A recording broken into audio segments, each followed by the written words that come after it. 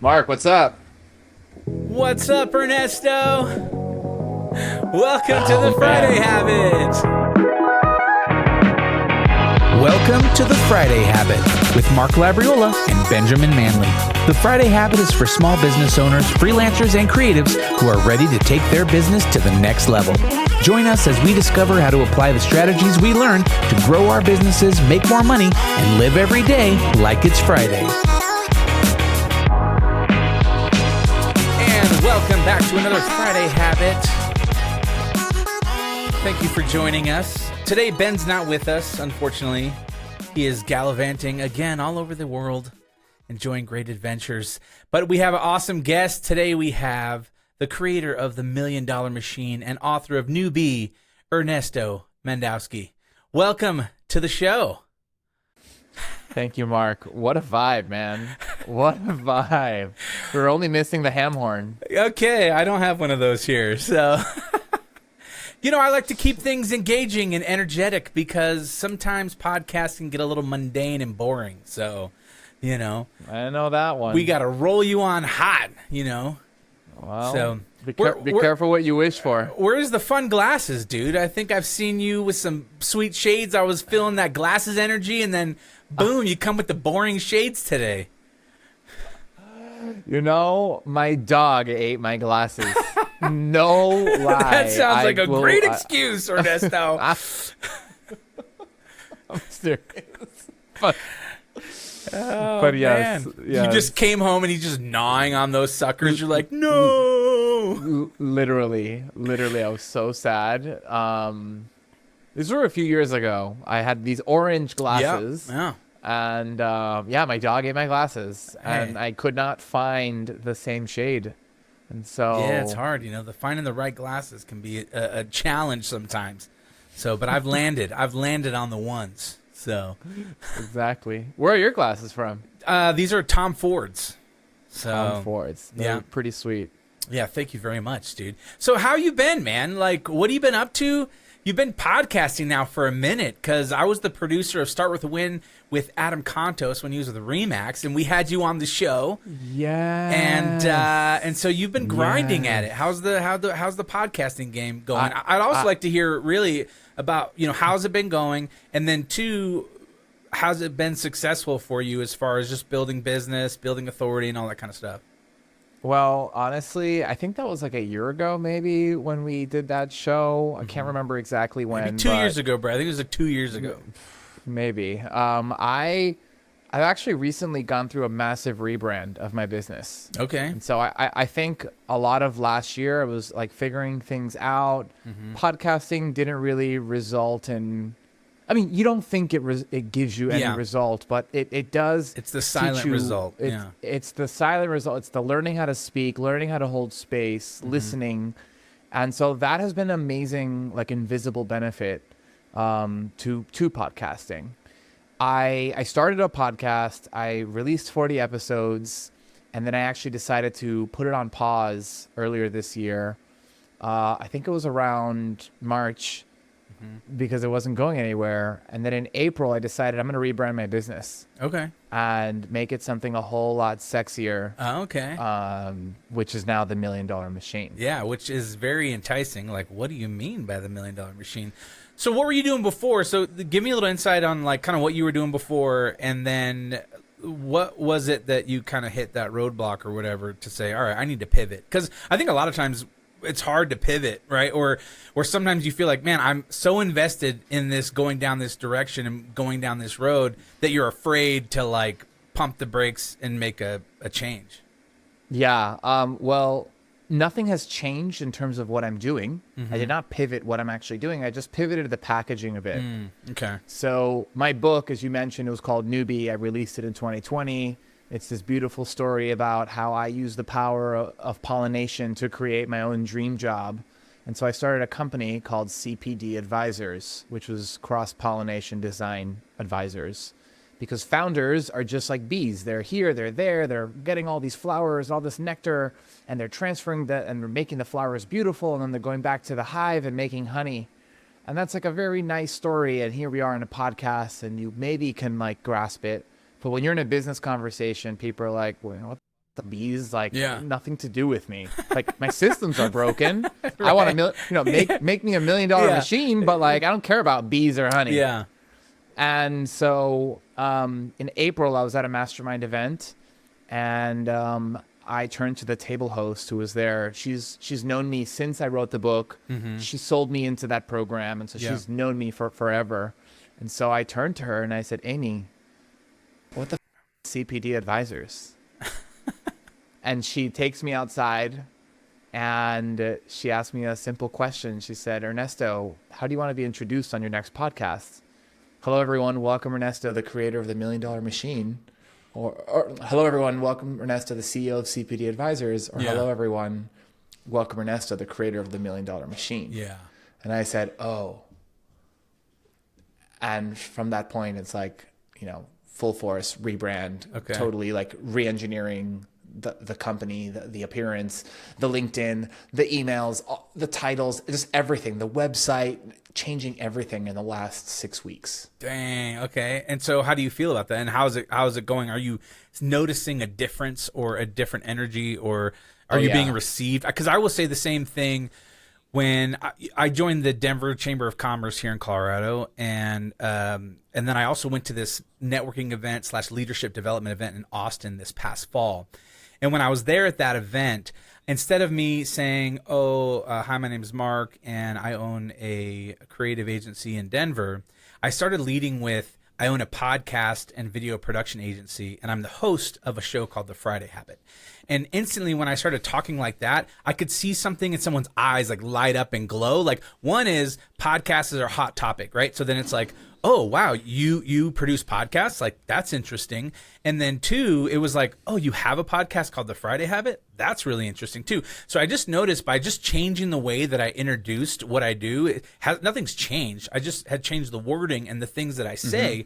I've noticed a difference of instantly I gain credibility and curiosity looms just from me saying that. So I can imagine it's maybe something similar with you with, it's like $1 million machine. Like, tell me more. Yeah. Tell me more. Then, sometimes it's a show or it's a deck or a presentation or a workshop, and they see orange and they see like bright colors, and they see, me there. And I'm kind of like this force of energy, contrasted with what people see as like a machine sometimes is, high power, high performance, but also cold and dry. It's like this paradox, like these visual paradox, all these contrasting ideas that people are just like really curious. Like, tell me more. Yeah. I'm not like a machine. How do I become a machine? Yeah. And so it definitely has resulted in a lot, like revenue has picked up, clients have picked up, collaborations have picked up, everything has picked up. Nice. And so we're moving up and to the right. Yeah. So it feels good. That's awesome. That's great. Congratulations. And, keep the fight. When's your next book coming out? What are you going to work on as far as that? I mean, yeah, well, it's been 4 years. Come on, dude. You don't have any more ideas? I know. I literally, so if people go to my website, and we'll talk about this in a bit. Yeah. The first thing I want people to do is like understand where they're at in this game, understand where they're at in progress towards that $1 million machine. And so we break this down with a simple 5-step quiz where it's like, how much money did you make last year? How many clients did you serve? How many discovery calls do you have a week? And how many people are on your email list? And how much money do you want to make next year? Those are the 5 questions. Okay. And with those 5 questions, I break down like the 6 core metrics that everyone needs to see where they're at and how far they need to go to become a $1 million machine. And so my book, the next book I'm going to write, is going to be just a quick 60-page ebook talking through these core 6 metrics. Yeah. Because people are trying to like build, they're like, oh, AI is like bringing, like, how's AI and ChatGPT? And they're trying to like get all wrapped up in the technology, and they can barely keep a to-do list. Right. And so it's like, look, focus on the fundamentals, focus on like your weekly Friday habit, your planning habit, like focus on these essentials, and you'll get to that $1 million machine a lot faster than adopting the latest AI trend, which is definitely here to stay. Yeah, but, of course. Focus on the fundamentals. Yeah. a lot of times people just get distracted with the latest shiny thing. So whether that's video, whether that's AI, whether that's podcasting, no matter what it is, it seems like there's always going to be something that's that new, hot, sexy looking thing. And you get distracted off of sometimes just being consistent over a long period of time, doing the right things produces results opposed to jumping from thing to thing to thing. And that's Exactly. even one of the things I try to preach to clients that come in. You know, it's like they think that we're going to run a digital ad for like 2 weeks and then they're going to get $1 million. And then after 2 weeks, they don't see that. And they're like, this isn't working. I'm like, listen, we got to produce, you know, more leads. We got to see what is resonating. We got to A/B test stuff. We got to make sure that the copy's right. Like it just doesn't happen overnight. It's like a long thing, but in this culture, right, nobody wants to do the long game. They don't want to make the to-do list, and they don't want to have the routines and all these things. They just want instant results. Give me my fat loss, you know, injection and like let me eat a pizza. And feel sexy while doing so. Yeah, exactly. So you're out there, you know, keeping the good fight, doing your thing. Yeah, I love if you'd share with our audience just a little bit about your story. I know you were kind of working in the corporate world, you know, doing that thing, and then you kind of branched off into this whole systems and processes and, you know, steps. Yeah. Well, I studied systems engineering. Industrial and systems engineering was the formal You were major. probably real popular with the ladies. Oh, yeah, you know, those engineers, they loved me. I was the Systems. best-looking engineer male. I bet. Low acne, not living in your mom's basement. I mean, come on. But I was always interested in food, and restaurants and hospitality. And so I did go into the corporate world, Fortune 500 tech consulting gigs, dry project management. And it was a little soulless. And so I looked for how to add zest into my life and found a job inside of a restaurant group as their systems person, connecting all the back end systems, the sales system, the reporting system, the inventory system, the scheduling system, everything together so that the machine would run and operate.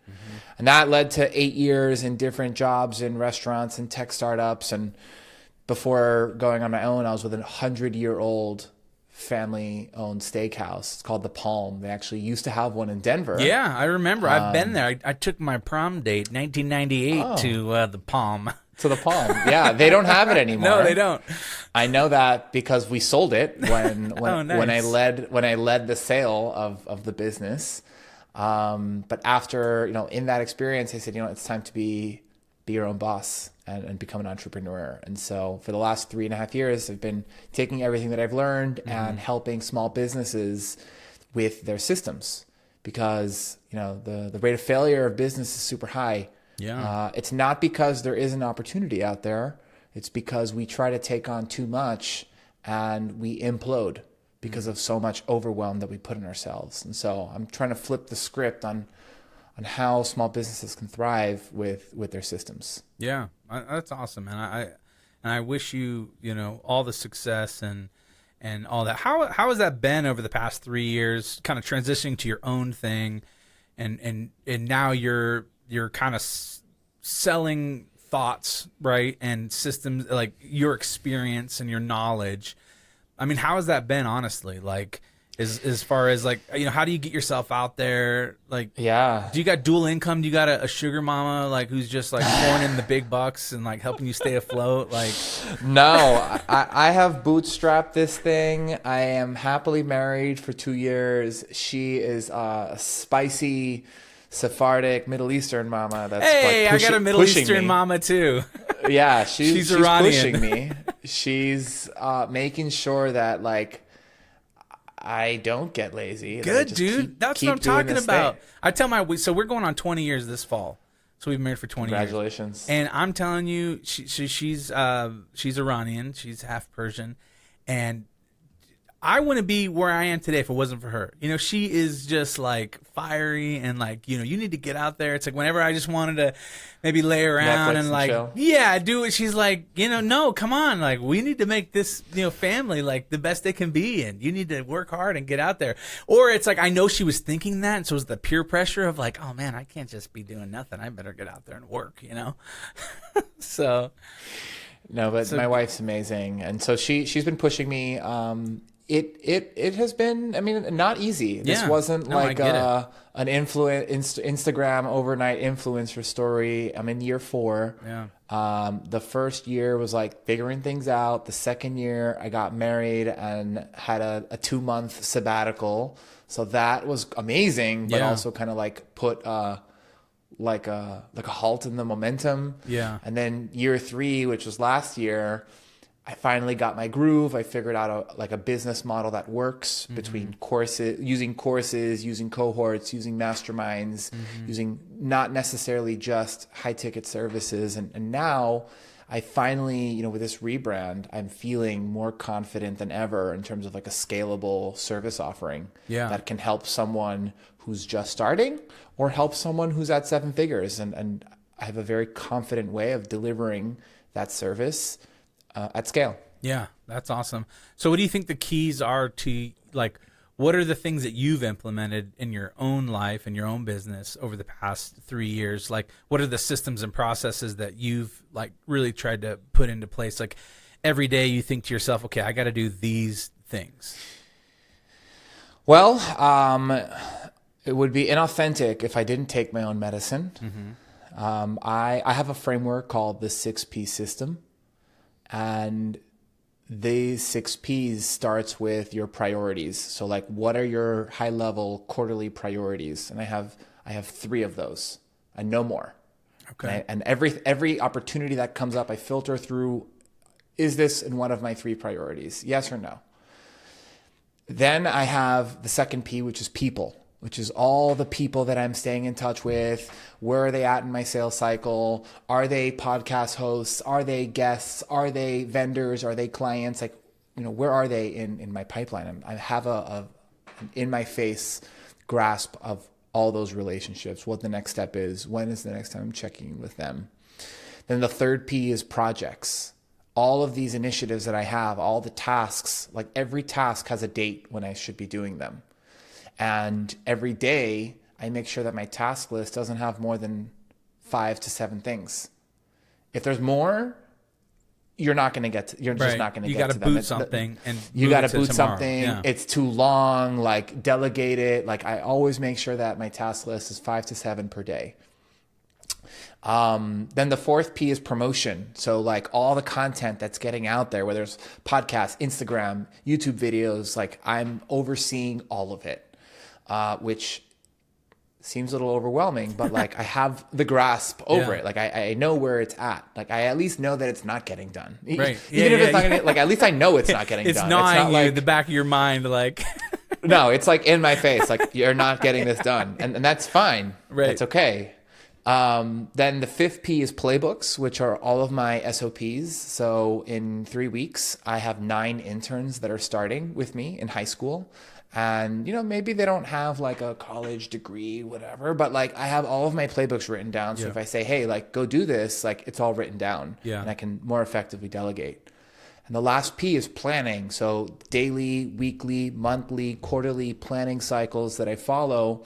I make sure that I'm looking at different parts of the business so that I can rebalance my schedule, reshift those to-dos, reschedule that outreach to all these different people that I'm keeping in touch with. And so all this to say, like, I have very direct oversight on everything happening in my business. There is no like, oh, I didn't realize that I had to do, like, no, it's all in front of me. Yeah. And having that visibility, what I've noticed from my clients is overwhelming because they are not used to having so much visibility. Oh, yeah. But it's possibly the most empowering thing out there because you now can play the conductor of your own show and say, hey, like you go take care of this, you go take care of this, you go take care of this. And I'm only going to take care of this one thing that I absolutely love doing.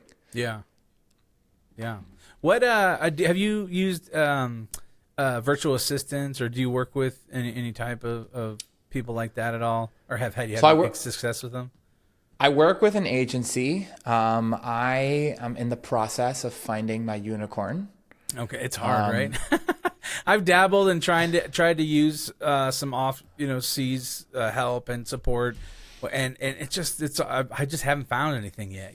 Like I haven't found anybody who has the skill set or is like up to my standards of quality, and so I just keep coming back to local and paying overpriced. Yeah, contractors and stuff. it's definitely a game. I'll let you know by the end of the summer how I'm doing. Yeah, hit me Because up. I want someone. Yeah.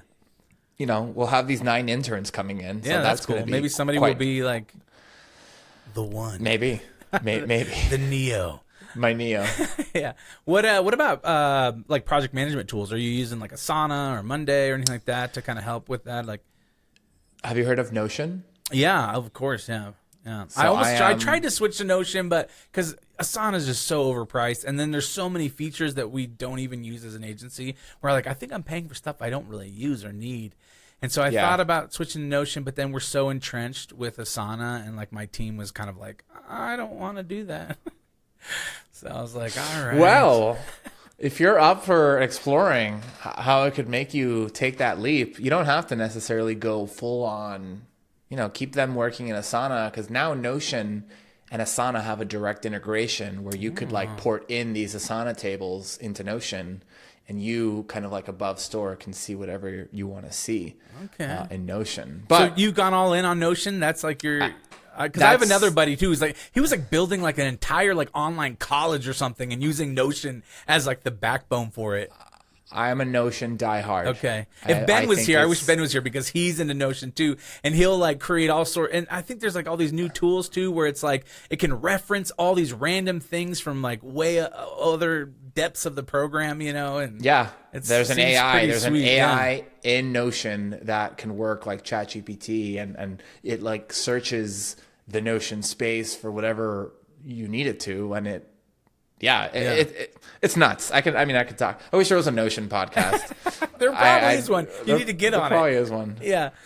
There probably is one. Did you? I don't know if you're like an Apple fan or whatever, but they just had their Big event. Apple fan. Yeah, and they had the Apple Intelligence, and what it's going to start doing is using AI, and then essentially every thing on your phone, photos, emails, text messages, like whatever it might be, you can now interact with all those things, right? So now Siri is going to actually be relevant, where you can say, hey Siri, show me a photo of my wife when she was wearing that yellow jacket, and it will pull up every photo of your wife in that yellow jacket instead of you having to scroll for days looking for a picture. You just talk to it. Or you can say, hey, I have a meeting coming up next week, and I don't know if it's going to conflict with my daughter's like play that she has. And then it will be like, oh, your meeting's at 3, your daughter's plays at 6, and traffic says it's going to take you 30 minutes to get there, so you should be okay. And it will pull that like the information from the text message, it'll pull the information from the email, and then be able to respond to you based off of all that context. So it's going to be sweet. Wow. Okay. Yeah, that is. Yeah, they're calling it Apple Intelligence. Go figure. Yeah.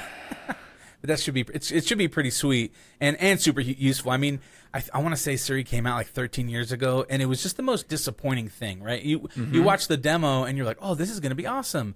And then sometimes the most simplest task, like, hey, remind me to do whatever, and it's like, I'm sorry, what did you say? It's like, never mind, I'll just type it in. 100%. Yeah, so I'm excited for those new things. Well, the 6P system. I mean, it seems pretty bulletproof as far as knowing where you are, knowing what you need to do, and then knowing how to get there. So obviously, you got something there with that. So then, what else? What else has been going on with you? I mean, do you have like a routine that you follow every day where you're like going to events, or do you travel much? Like, what do you got going on? Love traveling. We just got back from a 2-week. We have an annual tradition where during our anniversary we do a week or two out in the world. We went to Japan. Okay, Ohio gozaimasu. Ohio gozaimasu. Yes. It was amazing. A lot of fun. I like to CrossFit a lot. Every like 4 or 5 times a week, I'll be in the gym just PRing. You're a CrossFit my way. bro, huh? I'm a CrossFit bro. Heavy. Nice. What else? I love reading. I like to cook. I have a legendary. I bake the world's best vegan challah bread. Are you a vegan? No, I'm not a vegan. Oh, okay. But the hollow bread's bomb. But the challah bread is super dank. Okay. Jewish, we call them water challahs because there aren't any eggs in the challah. Okay. Yeah. Vegan.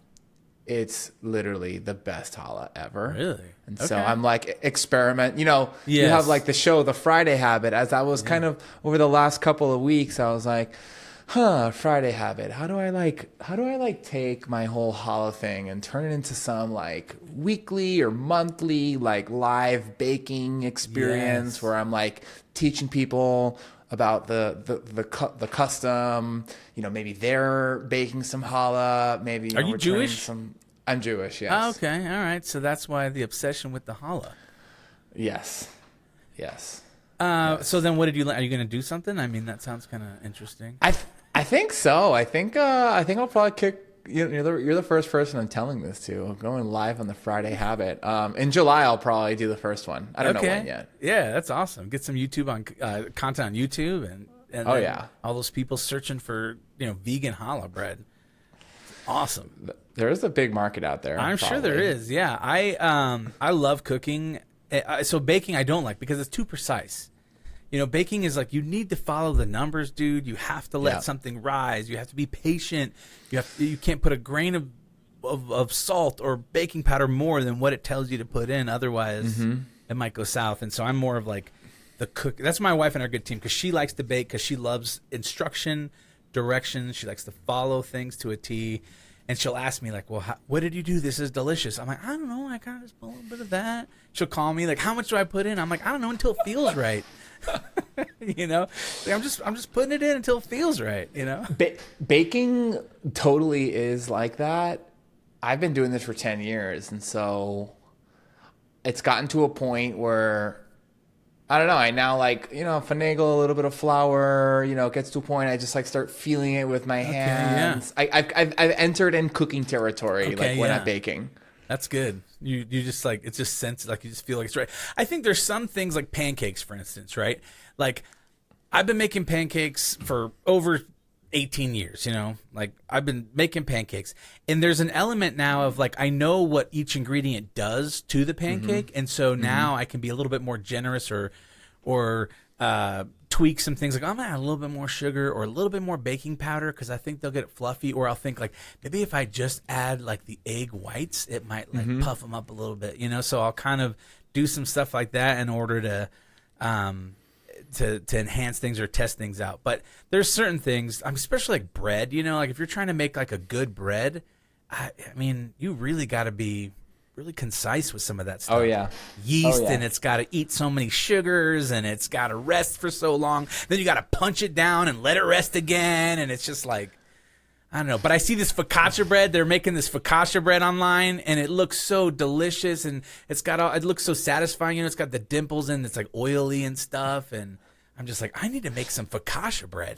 I have not made focaccia yet. Okay. It's on the list. Yeah, well, when you master it, let me know so I can make myself like some focaccia pizza or something like that. Maybe we'll do one of the Friday like live baking sessions. It'll be focaccia. Yeah, we could both hop on our iPhones, live stream it. There's got to be some sort of tool we could. The Friday on Riverside we could like co-host an event and live stream it. Yeah, there we go. All right, we could do like a cooking class. Ernesto and Mark. Ernesto, who are you named after? My grandfather. Okay. Did they call him Ernie? He was Ernst. Ernst. He's German. Oh, yeah. Ernst. Okay, I like that. Yes. Okay, so you just went for the whole. Did you get called Ernie, or was everyone else always calling you Ernesto? I was totally an Ernie my whole life until 28, even through like career, and then I got to that big boy restaurant job at the Palm, and I was like, "Call me Ernesto." It's Ernesto now, and I had a boss. The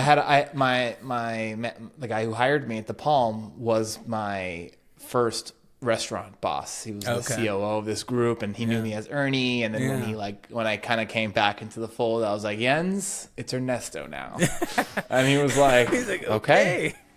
Yeah, my wife, you always know who her real friends or like old friends are, because her name's Rebecca, but growing up as Becky, everyone just called her Becky. So it's like there's like the pre-Becky friends and people, and then the post-Becky, and now it's Rebecca. So it's like when someone met her based off of how they refer to her. It's like my friends now ask me, they're like, so is it Ernie or Ernesto? And I'm like, you could be grandfathered in. Oh, that's good. Can I call you E-Dog? Like, you can call me E-Dog, E-Dog, E-Money. E-Money, I like that one. Yeah, that's good too. There's all sorts of remixes. Yeah, it's hard to make a nickname for Mark. It's just kind of like, I had weird nicknames, like my last name's Labriola, so they'd call me like Labs. Like, hey, Labs. Okay. That was a big one. And then I had a buddy in high school. I don't know where it came from. He started calling me Uncle Heat. Oh, yeah. So you like spicy food? No, I mean not any more than the average person. Like, I like spicy food, but I'm not like obsessed with like eating habaneros or ghost peppers or anything like that. Okay, who knows? Who knows?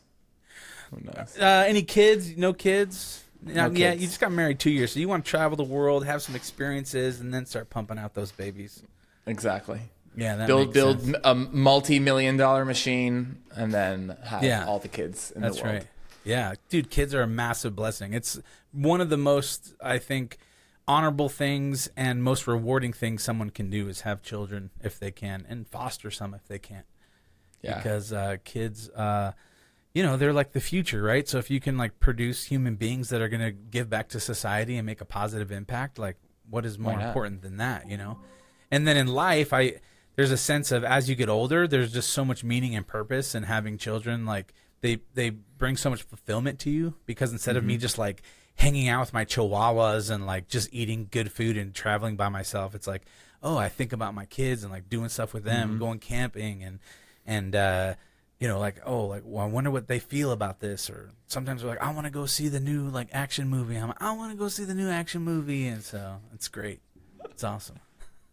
How many do you have? I got 3 kids. So I got 16. He's going to be a junior in high school. And then 13, he'll be in 8th grade. And then 11, she'll be in 6th grade. She'll be a middle schooler. So, okay. Growing family. Yeah. When we were really young, we thought we wanted to have 5 kids. Excuse me. And then after each kid, it was like, wow, this is really hard. And so then we're like, okay, 3 is good. But now I feel like, man, I wish we would have had more kids. I'm like, maybe we should have had those 5 kids, Well, it's never too late. I got the old snip snap, We called it the old back surgery in the house. Like, oh, Daddy had back surgery. He's going to be on his back all weekend. Leave Daddy alone. Yeah. So, so there are no more kids in my future. Plus, I'm old, bro. I'm how old are you? I'm 33. 33. See, you got the whole world is like an oyster, man. You're about to. How old are you? 45? No, I'm 43. Okay. Yeah. You're not old. Yeah. I mean, listen. In comparison, I think age is it's a mindset, Yeah. And it's really how you come at it. Because I have some friends who are 43 that you would think they were like 55. They're wearing khakis already and pullovers and they're just like tired and like, you're still rocking your white Tom Fords. That's like, right. I'm not giving up. I'm gonna be that cool grandpa, where it's like, dang, your grandpa's cool. I'm gonna wear like black turtlenecks and slicked back hair. Yeah, and I'm Italian too, so I'll start wearing like pinky rings and stuff, and maybe open up some buttons and have my little bullhorn hanging. And I'll be like, I'll be the Godfather, like, hey, come on. So yeah. What do you see as far as people that you consult and do work with? What do you see as the biggest hurdle or issues that people are having, or like what's the hardest thing for them to start? People have this illusion that they need to start at the right place, and they're caught up in such a cluster that there is no right place. Yeah. It's like just commit to starting. Yeah. I hear that so much too. People are like always, as soon as I have this business plan perfect, or as soon as I have my website done, or as soon as to me, I have a few friends that are always going to start something as soon as it's perfect. And I'm kind of like, bro, I don't think it's ever going to get to that place. I think it's like having kids. People are always like, as soon as I have enough money, then I'll have kids. And I'm like, you'll never have enough money. I actually even have clients now that, so I teach people Notion. I teach Notion, and they have my framework and the 6 Ps, and they, get into it. And they're in my membership, and I will ask them like at the end of, because at the beginning and at the end of the quarter, I'll do like a form that they fill out to capture some data. And I see that like, they didn't make any movement, and it's like, why didn't you implement new things? And they said, oh, well, I was unsure that I was going to break something. And like, look, you're not going to break nothing's going to break. We're not dealing with multi-billion-dollar software servers that like you'll cause a meltdown. Like, yeah, maybe your Notion thing, like, yeah, a little view won't work as well. But like, if it breaks, that's why you're in my membership. Like, that's why you're paying me to have access to an expert to help troubleshoot. But don't not take action because you're afraid of breaking things. Like, people are hiring coaches all the time, or they have mentors, or they have people in their networks that are experts at what they do, and yet they're afraid of taking action because of like what might happen. Like, just take action, and then find the person in your network who you can say, hey, Mark, I tried to launch my own podcast and totally shit the bed. What can I do to support, like, fix that? And that's a great opportunity for you to like just give some free value, or say, look, you shit the bed because you tried to do this all yourself, and actually you are a Reiki healer. Why don't I take that off of your plate for you? And so it's almost like a win-win. But people just, they like are paralyzed by like the perfection and not taking action. It's like, you got to take massive action. Yeah, because going from your, working with this restaurant organization and jumping out and do your own thing, did you have any fears or struggles, or, or was it easy? Just get laid off and you're like, all right, I can go get another job or start my own thing? No, I mean, it's definitely scary as hell. Like, it's scary as hell the first year where like I didn't really know the business model. Like, I was definitely afraid, and my version of procrastination, because everyone has a version of it. Like, my version was that I was so good at like setting up my Notion databases and Zapier. Like, I'm so good at building that I'll just like build and tinker and internally like keep just optimizing something. And like making a perfect customer journey, instead of like hitting up 150 podcast hosts and saying, hey, I'm Ernesto, I'm a badass COO, get me on your show to drive business. I wasn't doing that because I was like, ooh, new Notion features. And it's like, I'm not perfect either. Yeah. I have another way. Like, it's just another version of procrastination. Yeah. Yeah, that makes sense. Ben's a lot like that too. He would admit to this, that he loves to get all the systems and processes dialed in before he starts, doing something. Doing the thing. Yeah, exactly. And sometimes it's just like, all right, you got to launch. Don't they say that it's like perfection is the enemy of good, or launching, or something to that effect. There's some sort of quote that's like something like that. I don't know. We'll get that out there at some point on the screen. James will put the quote up right here, and then we'll be good to go. I think that's true. I was super blessed. I had wanted to start Brand Viva in 2015, but it was that whole idea of, okay, I'm gonna save up enough money so that I can quit my job and have a good 6-month runway before I start.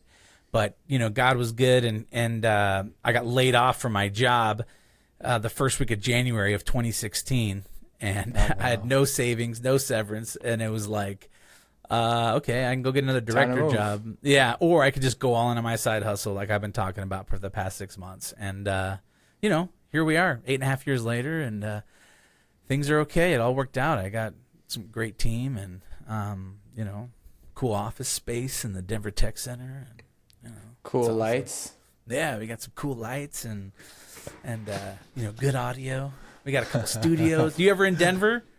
I actually was there in October. I was there man. visiting my client. Where was I? I was like the Venture X spaces somewhere near the main train station. Yeah, okay. Yeah. Well, next time you're in town, you need to hit me up. Be like, I will. So Like- many people I know are in Denver, actually. you're like, Labs. It's Ernie. It's Uncle Heat. It's Uncle Heat. It's E-Money. It's Let's E-Money. get some cocktails. Let's grab some wings. What was your life like growing up? Were your parents entrepreneurs, or were they pretty like go to college, work a job for 30 years and retire? My parents we're South American, and so they were not really familiar with the U.S. Are you related to Elon system. Musk? Are you like his nephew or something, independently wealthy? So you're out there trying to... He's my son, actually. Nice, Daddy Elon. Yeah. So we came here. My mom, corporate woman. Corporate, but she was a small, independent travel agent.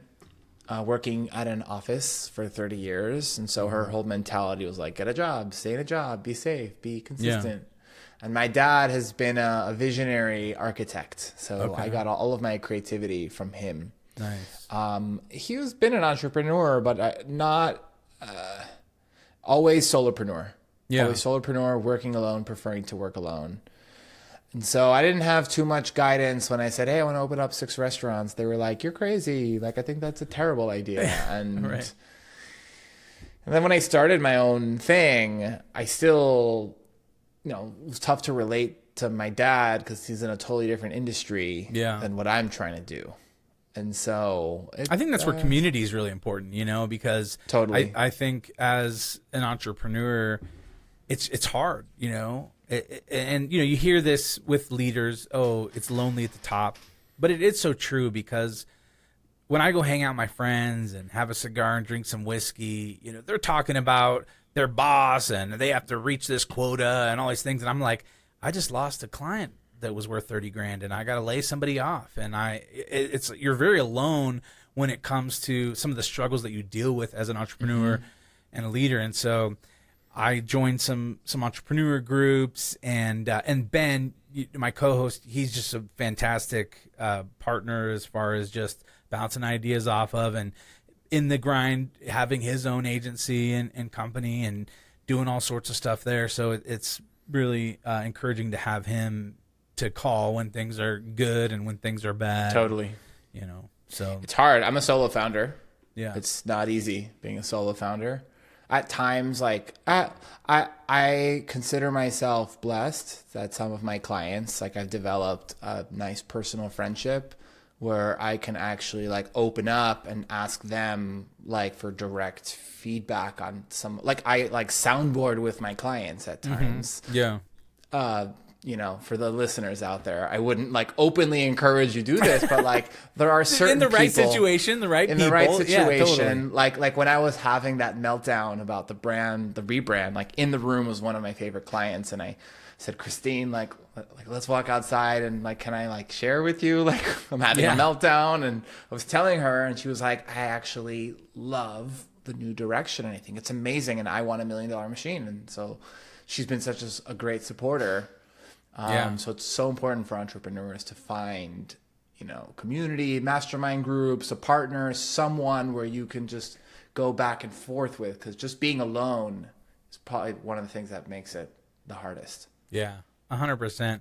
And really, one of the reasons why Ben and I started this podcast was this idea of trying to help other people who are in a similar space feel encouraged, figure out systems and processes, learn from other people who have certain skills, and just let you realize, like, you're not so far from where you want to be, and you have what it takes within you to be successful, but you just got to keep going. And sometimes it's facing your fears, not giving up, staying positive, making the best of every situation, and expecting the blessing. One of the things that really helped me out throughout my career is just getting into a place where seeing patterns of things working out, looking back and being like, oh, wow, like that worked out. And then really taking stock in that, and not just blowing it off or being like, oh, that was just a strange coincidence, but really thinking like, okay, like things, I was stressed out and I didn't think things were going to work out, and then they worked out. And then I think that happens enough to where then you can start being like, okay, things are going to work out. I don't know how they're going to work out or when they're going to work out, but I just need to keep moving forward and not giving up. Yeah, well, two things on that. One, if you haven't heard of The Gap and the Gain, amazing book by Dan Sullivan and Ben Hardy. Okay. Basically talks about how entrepreneurs are usually in the gap. We're usually we're creating a variance between what is versus what should have been. You know, there's that should word. Yeah. Like we think we should have 30 clients by now, but we're at 20 and we put ourselves in a scarcity and, the loophole. And so he says, instead of being in the gap, put yourself in the gain where you look at yourself 3 months ago and it's like, I had no website. And now look at yourself today. I have a website. Like that's a major paradigm shift. And so when we talk about the 6 Ps, like the reason why priorities are the first P, the first pillar, because people are totally from the get-go when they're setting priorities, because they're already setting priorities that are out of their control. They're saying, I want to be at 100K in revenue. I want to be serving 40 clients. I want to be on 15 podcast shows. I want to be presenting at Denver Startup Week. All 4 of those goals or outcomes are actually totally out of your control. And you can't control, like it's just dependent on so many other people. But if you say, I want to launch a website, I want to pitch 150 hosts, I want to create like a keynote, like media kit, and I want to share that with 15 local organizations, those are 4 empowering goals that you have 100% control over. And you can now look at yourself in 3 months and say, I didn't have any of this, and now I have all of this. Yeah. And that like really changes the game with self-esteem and confidence. And, I wasn't here and now I'm here and I'm going to keep going because of the way you're looking at where you want to go. Yeah, totally. That's so true. So you grew up in South Africa, or it was South America. Oh, South America. Okay, sorry. Yeah. That's why I said Elon Musk. I know. I heard South Africa. We were riffing. Yeah. That's cool. All right. So South America. Did you grow up there? No, I grew up in Miami. Oh, okay. I was gonna say. I was like, you're so white. Were you adopted? Are your parents like? They adopted a little white boy from America. We're from. My grandparents are French, Italian, German, and Romanian. Oh, okay. So we are Caucasian, definitely. Okay, that's awesome. So then you grew up in Miami, but your parents grew up in South America? Yeah, my mom grew up in Peru, Argentina, and Brazil, and my dad grew up in Colombia. Oh, wow. Nice. And then you grew up in Miami, dude. Just like living that Miami life, Miami Vice. On Miami a boat, Vice. Open shirts blowing in the wind. Open shirts, wearing my V-neck shirt, Are you still in Miami? I am. I came back. All right, nice. Living that Miami life. I was just in Anna Maria Island, which is on the opposite coast of you. Okay. Kind of like the Sarasota, Bradenton Beach area down over there. So. Near Marco Island. Yeah. No. Kind of over there. So Gulf side energy. Beautiful sunsets. Oh yeah. Yeah. Really. It's like, it's crazy. We would try to get out to the beach every night to watch them, because it's like, we have amazing sunsets here in Colorado, like the mountains, and then the colors that explode on the horizon, like behind the mountains. It's amazing, and I love them. And during that season in the fall, when I'm leaving the office right as the sun's setting and I'm driving west, it's like I'm like, there is a God. Like, this is amazing. It's so beautiful.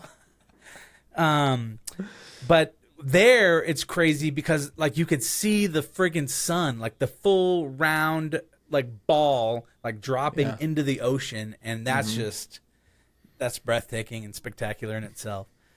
Yeah. So big fan of the so what do you guys do? You get out there, do like the Miami life, you're like doing lines of coke and like dancing in hotels and stuff?